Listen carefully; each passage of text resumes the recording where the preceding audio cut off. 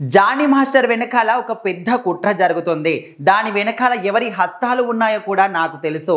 తొందరలోనే మీడియా ముఖంగా press meet పెట్టి మరి వాళ్ళందరి పేర్లు కూడా ఉన్నటువంటి నిజాలన్నీ కూడా నేను బయట పెడతాననే విధంగా ప్రముఖ నిర్మాత సి కళ్యాణ్ మాత్రం మీడియా ముఖంగా చెప్పడం జరుగుతుంది. సో మరి జానీ మాస్టర్ వివాదం ఏదైతే ఉందో రెండు తెలుగు రాష్ట్రాలే కాకుండా రాజకీయ రంగంలో సినీ రంగంలో మొత్తం కూడా ఇది ఒక హాట్ టాపిక్ గా ట్రెండింగ్ గా నిలుస్తుంది.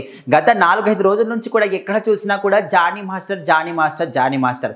సో ప్రతి ఒక్కరు కూడా జానీ మాస్టర్ గురించి జానీ మాస్టర్ వివాదం గురించే మాట్లాడుకోవడం జరుగుతుంది. సో ఇదే క్రమంలో చూసుకుంటే అమ్మాయి ఎవరైతే మహిళా కొరియోగ్రాఫర్ ఉన్నారో సో తను మాత్రం ఎప్పుడైతే తను 16 ఏళ్ల వయసు ఉందో అప్పటి నుంచి కూడా జానీ మాస్టర్ నా మీద లైంగికంగా దాడి చేస్తూ ఉన్నాడు.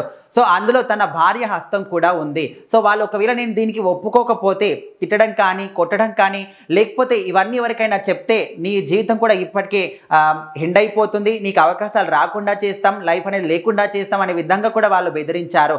అవన్నీ కాకుండా హైలైట్గా నిలుస్తున్న పాయింట్ ఏంటంటే మతం మార్చుకుంటే పెళ్లి కూడా చేస్తాం అనే విధంగా కూడా వాళ్ళు చెప్పిన పాయింట్. సో ఇవన్నీ కూడా క్లియర్గా తను మాత్రం కంప్లైంట్లో మెన్షన్ చేయడం జరిగింది. సో మరి ఎప్పుడైతే ఈ కంప్లైంట్ రేజ్ అయిందో అప్పటి నుంచి కూడా జానీ మాస్టర్ ఎక్కడ కూడా కనిపించకుండా పరారీలో ఉన్నట్టు, ఒకసారి లద్దాఖ్లో ఒకసారి బెంగళూరులో ఇలాంటి ప్లేస్లన్నీ కూడా వినిపించిన నేపథ్యంలో గోవాలో మాత్రం పోలీసులు పట్టుకొని హైదరాబాద్ తీసుకొచ్చి కోర్టుకు తరలించడం. సో ప్రజెంట్ అయితే కోర్టు మాత్రం జానీ మాస్టర్కి 14 రోజుల రిమాండ్ కూడా విధించడం జరిగింది. సో ఏదేమైనప్పటికీ ఈ కేసులో మొత్తం కూడా ఎవరిది తప్పు, ఎవరు తప్పు చేశారు, నిజంగానే జానీ మాస్టర్ ఈ అఘాయిత్యానికి పాల్పడ్డా లేకపోతే ఏదైనా ఆశించి ఈ అమ్మాయి ఈ విధంగా చెప్తుందా, ఇవన్నీ కూడా పక్కన పెడితే ముఖ్యంగా ఇన్ని సంవత్సరాల పాటు తను మైనర్గా ఉన్నప్పుడు ఈ అఘాయిత్యాలు జరిగినప్పుడు అప్పటి నుంచి కూడా ఏ ఒక్క విషయం కూడా బయట పెట్టకుండా సడన్గా ఇన్ని సంవత్సరాల తర్వాత బయటికి వచ్చి నాకు ఈ విధంగా జరిగింది, నాకు న్యాయం జరగాలని కూడా కోరుకుంటే ఒకవేళ వైద్య పరీక్షలు చేయించాలనుకున్నా కూడా అది ఒక విధంగా చూసుకుంటే అది పాజిబుల్ కాదనే విధంగా కూడా అనుకోవచ్చు. సో మరి ఏదేమైనప్పటికీ ఈ విషయంలో